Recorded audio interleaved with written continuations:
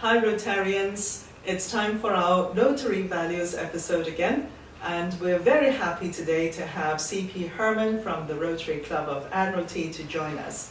CP Herman is a great friend, and thank you for coming on to the program, and he'll be talking to us about Rotary values. Thank you, Amy. I'm so honored and delighted that you are interviewing me today because we are from the same club, Rotary Club of Admiralty, which I found 26 years ago. Actually, I started to be a Rotarian since 1979. So 2016 will be my 35th year of Rotary. And I'm thinking of celebrating with all my admirals next year. We look forward to that. But then you joined very young in that case. How old are you? Yes, I was in my mid-20s. My goodness. You were one of the youngest, I'm sure, at the time? At that time, yes, I was the youngest Rotarian. My Actually, Rotary Club of Hong Kong had a bit of problem in having me as a Rotarian. Some Rotarian was of the opinion that maybe I should join Rotaract first before they take me in as a Rotarian. And you were slightly overage for Rotaract. Not quite. In the mid-20s I was still okay. But actually I can remember that they had quite a heated debate at their board at that time. But finally they took me in as a member, but they chose to put me to work right away. So it was an honor to be a member of Rotary Club of Hong Kong at that time, the mother club. Oh yes. A lot of VIPs of the community in there. I could know a lot of uncles. Including your father, of course. Yes, my father was my proposer. Actually, I grew up with the Rotary in Hong Kong. My father had been a Rotarian since the 60s. Nice. So, he took me and my brother along for Rotary activities. So we got in touch with Rotary since very young age. Good training. Yes, this is why when my father said that, after my graduation, came back and worked a few years, when he suggested that I should be a Rotarian, I just had no hesitation, but accepted the challenge. And especially there were so many, Rotarians in the Rotary Club of Hong Kong that I could look up to. They put me to work, so I had a lot of opportunities to get in touch with various avenues of services in Rotary at fairly early on. And I found that the Rotary is an excellent place for educating the elites. Other than the 4 avenues of services, which are very noble still, we talk about work ethics, peace in the world, on every corner of the world, and the most important of all, which I found it most useful in Rotary, is the leadership training. As you know, there are various kind of forums and training sessions in Rotary. Right. Train you how to run an organization. Absolutely. How to motivate people. Yes. Because we are all volunteers. Which is most difficult. Yes, and as an organization to run, really. Yes, so I learned a lot of leadership skills in Rotary, which is probably you can't find in any other organizations or even in schools and universities. This is a very, very practical. CP Herman is also chairman of the City University of Hong Kong, so he has a lot of, quite a few years now. Yes. And you find leading leaders or leading volunteers a a challenge unto itself, and it's really helped you develop your leadership skill. Is that it? Oh, most absolutely. You know, volunteers, you know, they don't, you know, they join you not because, maybe at the beginning, not because of any rewards or anything like that, okay? It is a share of a common belief. And then how to make them contribute their time to Rotary is indeed a challenge. More so today than 30 years ago. Because people are busier, or? People are definitely much busier. 30 years ago, you don't have internet. Right. And as a sports person, we are also learning how to, you know, grab people's free time from them. Right. You have to sleep or rest at least 8 hours a day. So out of the 24 hours, you only have 16 hours left. So competition for time. Yes. And then you probably have to work for another 8 to 10 hours. So there is not much free time. And when I was young, I spent my free time on tennis courts and sports grounds. Right. Yes. And now Herman is a very, very good tennis player as well. And then now we have the added, you know, TVs, movies, and most importantly, internet. You have to get connected. Yes. Right now, our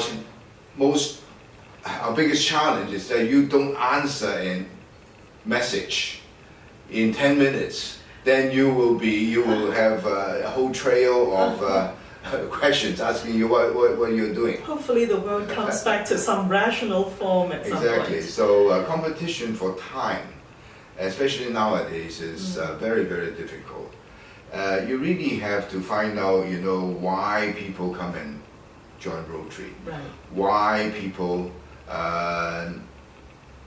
come out and do services. And then the most important thing I learned from Rotary is motivation.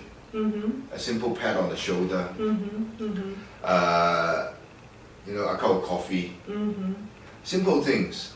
And the most priceless thing is just one piece of paper. Some people don't realize they take services for granted. You come here because you can get something, but they don't remember that appreciation sometimes is the most important thing that people are looking for. So when they come out to serve, afterwards you give them a certificate, or if you have a budget, a plaque of appreciation. You know, sometimes it is very, very useful to motivate our fellow members to come out. I think one thing that our club is most proud of ourselves is sports. We participate in all kinds of district sports activities, and sometimes we bring red trophies. Yes, we help organize a number of them too. And then when we bring the trophy back, the whole club celebrates. And that makes the member proud. Morale. Yeah. And then it motivates people to participate and take part in district events. And then the district will prosper only with the participation of clubs. And the clubs will prosper only with the participation of members. So how to make members, you know, come into Rotary, other than the weekly meeting, is very, very important. I think our president, you know, our IPPs, starting with RPP Kiev, did a very good work. And what did he do?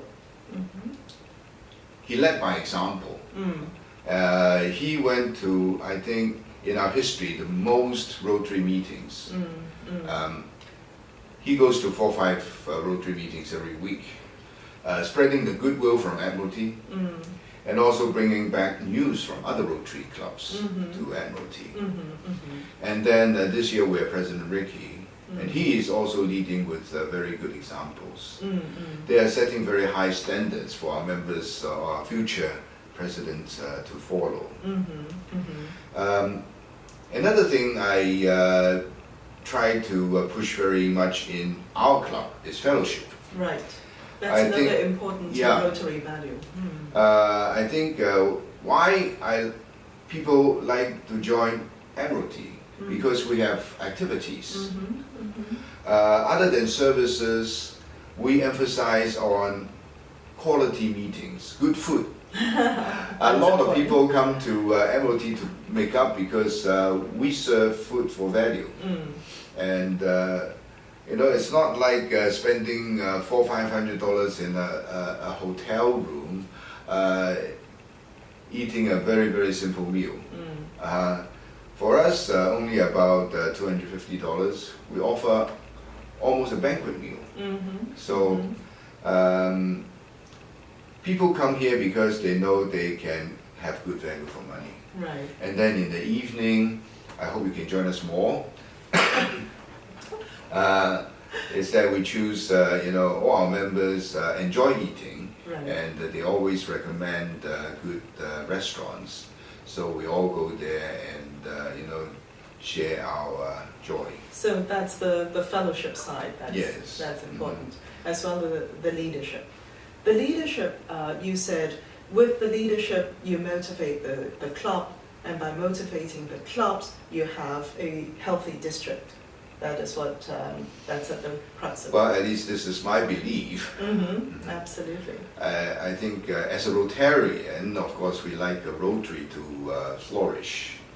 And I'm very glad that, Rotary International assigned Guangdong to District 345. So this is why I also volunteer myself to help with the Guangdong extension. Tell us a little bit more about that, the Guangdong extension and the values that we can propagate in the mainland. Well, I think Rotary was trying to get into the mainland for quite a number of years. Yes. I think we had quite a bit of hiccup because of the animosity of Rotary International. I think it took us quite a long time to mend this relationship with our friends up north. I think China is, so to say, a big piece of pie. Everyone wants to have a part in it, including our friends from Europe, from Japan, Korea, Taiwan. They all claim that they have good relationship with China. But I think among every one of them, nobody have a better relationship with China than Hong Kong. We are part of China already. Exactly. But I'm sure Rotary International have to balance the, what you say?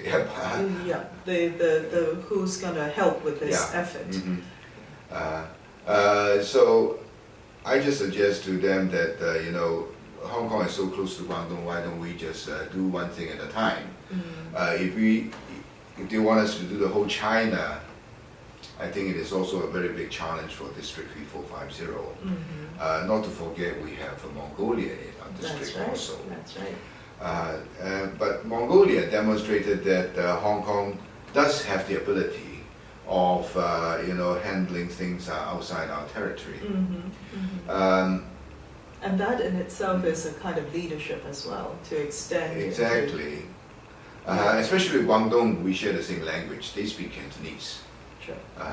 And then there are, it has opened up for 30 years already, and a lot of international business people are, working in Guangdong. And I think we are now having no difficulty forming the two, three Rotary clubs in the Guangdong province already. We know how to turn the corners or turn around the corners.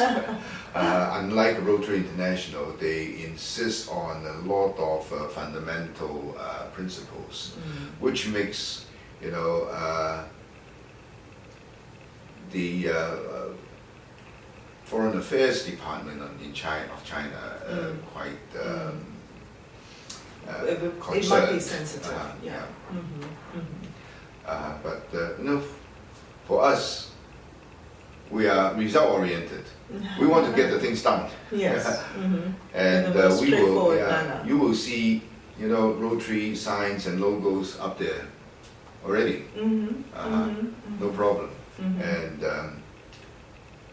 I think you know, China is a bit concerned with things that they don't know and not aware of. Right. If we can give them example that what Rotary does in China, which they know already, we do a lot of good services Yes. in China for years. But if we get our foot in China and we are not doing them any harm, breaking any laws, it will be a better example telling them that, you know, Rotary is harmless to China. Not only harmless, but also help China to build up its sense of services, Yes. So that which they need which they need. quite badly, you know. That's another big topic that we can really talk about as a as Yeah, an also, extension. you know, in Rotary clubs in Hong Kong, we have a lot of, you know, NPC, which is the National People's Congress members, Which of course Herman is one. and also, you know, members of the Political Consultative Conference all over China. I think, you know, we can also, a lot of people can help to convince our friends up there that really Rotary is not trying to do anything but to help China to, you know, to build up as an international community or international country quicker by having Rotary in there. To access the international arena. Yeah. So that would be Hong Kong, not just at an individual level or at a club level, but as a district level, taking the leadership and bringing in China as a whole to the international Rotary world. Well, thank you, Herman. It's been a I very... think we overran again. Which is always good. Meeting of friends, it should be so. Thank you, Amy. Thank you, CP Herman. Good luck Thank and you. all the best with everything that you are doing, all the good work that you're doing for Rotary Wonderful. Thank you. and Hong Kong. Thank you for that. Thank you.